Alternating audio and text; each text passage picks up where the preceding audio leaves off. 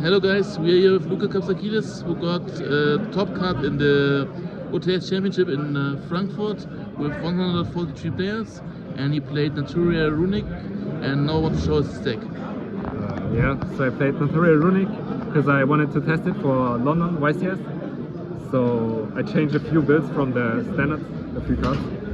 I played the standard 3-1, you have to play all of them. If you see the Naturia engine, you're most likely winning.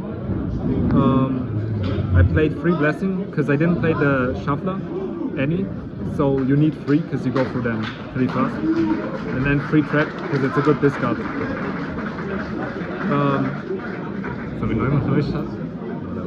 And for the spice, what I wanted to test is 2 Foolish Goods paired with 1 Natural Fusion. I wanted to play Foolish Goods before because it's just any name by Foolishing 3. So it's like it's 2 copies of the names, which is the one problem the deck had, the consistency, because you weren't always seeing the Naturia cards. But the thing I didn't like about this card is that it's only a Naturia card. I don't play any other target.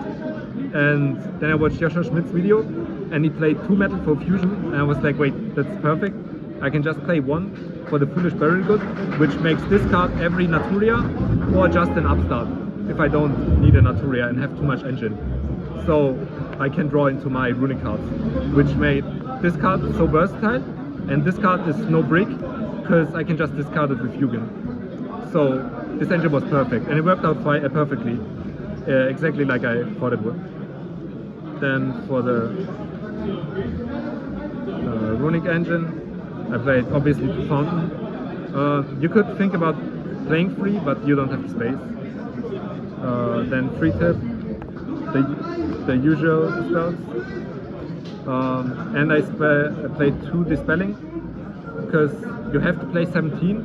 I don't think 15 is correct. And Dispelling is the best one, because Key Element is not in the format, so you can just let the enemy discard. That's for the Runick engine, pretty simple.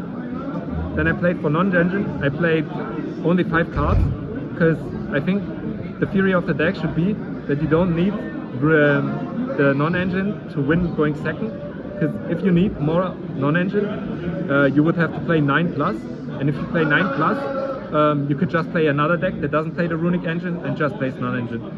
So if you play the Runick engine, I don't think you can play too much non-engine.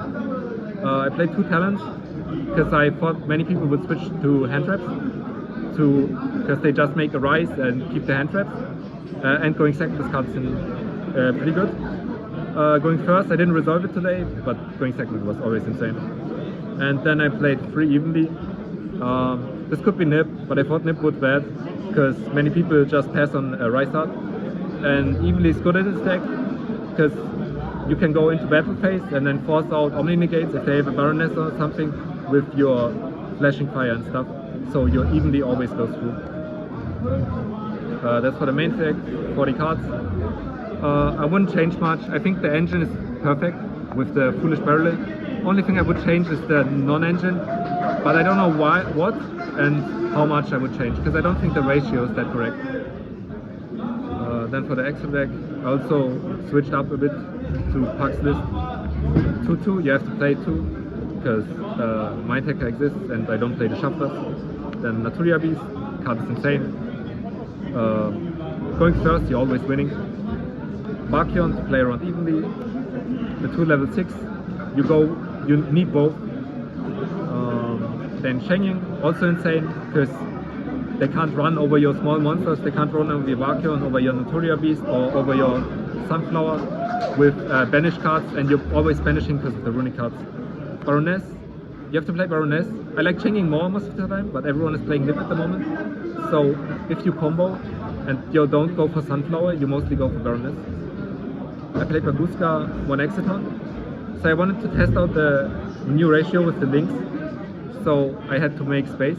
So I cut the Dugaris, because I think with the Foolish Burial Goods and the Metaphor Fusion, the consistency problems are all solved and you're never really breaking. Except in, I don't know, rare occasions where you have 2 Fountain and 2 Blessing or something like that. But I don't think Dugaris is needed in this list. 1 Exit tonight, because I played one Osa, Unicorn and Access Code. So if they banish your Exciton, you just break the board and make Access Code and clear the board with that. And if they don't banish Exciton, you just have Exciton and this as backup plan. I don't think many people are playing Ibli at the moment, so I didn't want to play the Donner guy, because besides Ibli I didn't see a reason to summon him, and this is pretty good against Kashtira, because Access Code can clear the back row. And Unicorn is also pretty good, because you can bounce the Mirror Jade. Then for the side deck I played Scarlight to break boards, trust. I played 3 Bestials. Only 3 because of siding patterns. You can't really play more, and I wanted to play 2 Bell, so I side these in against Despia to not get Gimmick Puppet, and I played 2 Bell because I wanted 2 cards in the side I can side into Labyrinth, and they overlap also with Despia, so yeah. Also this card was pretty insane against the Mirror, because I played it one time and it helped me a lot, because it can also negate Blessing. Then for Kashira, because I think Kashira is not the worst matchup, but the hardest matchup, because everyone else is kind of free. But Kashira going second is actually hard if you don't see non-engine. I played Artifact Lancia, because I think it's the best hand trap against Kashira. And I played Kurikara. I tested this card. I didn't draw it against Kashira, but against other matchups it was insane, because you can reborn every end phase, and it just brings value. Also I played this over a Kaiju, because I played Access Code, so if I summon her, I have another body to go into Unicorn with also.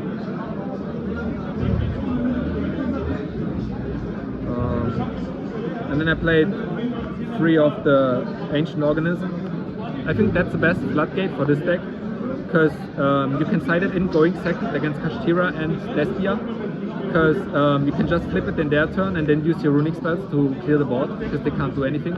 Like against Despia going second, if they Nightmare you, this is a win, because you just block game them and do nothing, maybe set a fountain. And against Kashtira they can't do anything either, because you can just force out the negate and the pop of the Rise Up with your Runick spells. You set this, flip it, and then you just clear the XCs and they can't do anything with the effect monsters. This card doesn't really work against the XCs, but they can't use the effect monster effect, so getting into the XCs is pretty hard, and if they get into the XCs, you just have Flashing Fire and Freezing Curses throughout them. Also pretty good with Despia. Yeah, what I said. Any last shoutouts? I mean, to the team, also Zerkan, I tested a lot with him, and that's it. Thank you.